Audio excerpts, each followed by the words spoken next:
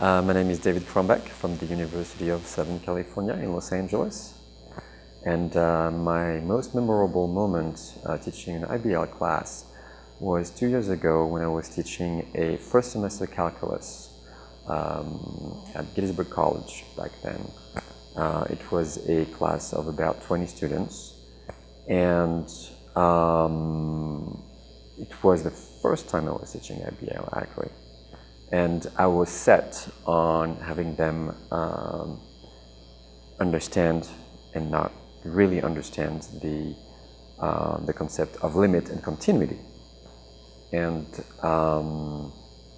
through different activities and problems, they had to work on, they were given some functions, and they were supposed to, given a certain window on the y-axis, they were supposed to find a good window like in terms of the x-axis to get as close as possible.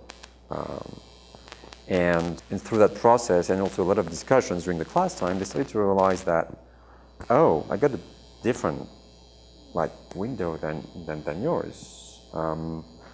And they realized that, well, they were both right, or the three of them were right, or the four of them were right. And so they're starting this competition. So they really realized that, well, you know, the delta, as we would call it in properly for the definition, the delta is not unique.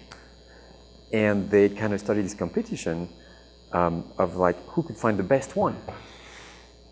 And so I had given them functions at first where the first few functions they could actually solve using algebra if they wanted to, and so they were most likely to actually find the best delta they could have. But then the following examples were algebraically unsolvable, really, and so they had to play around and kind of trial and error, see if this type of delta works. Oh, if I take 0.001, will that work? Oh, yes, it does. If I take 0.005, oh no, it's not working. And so they started this kind of natural competition, like, oh, my window is better than yours. Oh yeah, mine is shorter. Oh, great. And they started competing. Like they were like checking each other. Like, well, what did you find? Like, what's your window? Like, what's my window? And I thought that was just, I was very, very happy because they really understood that. Well, the first thing, obviously, from the beginning of the semester, something you start right away, is create an atmosphere where they feel comfortable, sharing and comparing the results with no shame of like, oops, well, I did it wrong, oops, And so you have to really create an atmosphere where they feel comfortable with each other. You also obviously have to create an atmosphere right at the beginning where, and it took me, it's usually. At least the first time I did IBL, that was, I think, the hardest part for the first month, is instinctively, whenever they have a doubt, when they have a question or even just a doubt, they turn towards the instructor. And it took me some effort, but that's something that I really wanted to correct, that don't turn to me, turn to your neighbor, ask someone else, or really, just, go through what you did again and see if you feel convinced that what you did was right, or if you feel like, well, I had some doubts over here, so that's probably a little shady here, and maybe I could change that. So that was the first thing.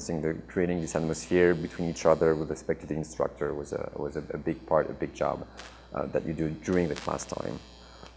And then the second part, obviously, I think, which is very time-consuming, and I think the big part about doing an IBL class is, creating the problems and the questions that will lead the inquiry.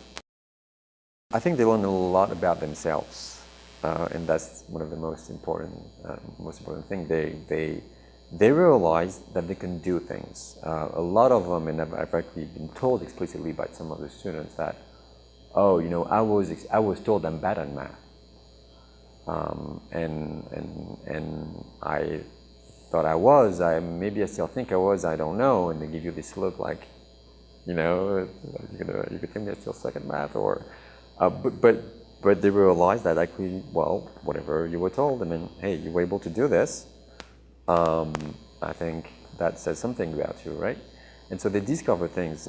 Some of them also discover their love or their enjoyment of the whole process related to math or the problem solving part, right? So this is another skill they get is, they're not scared of a new problem. They're not scared of a new problem, and they'll tackle it, and they're developing the skills for it.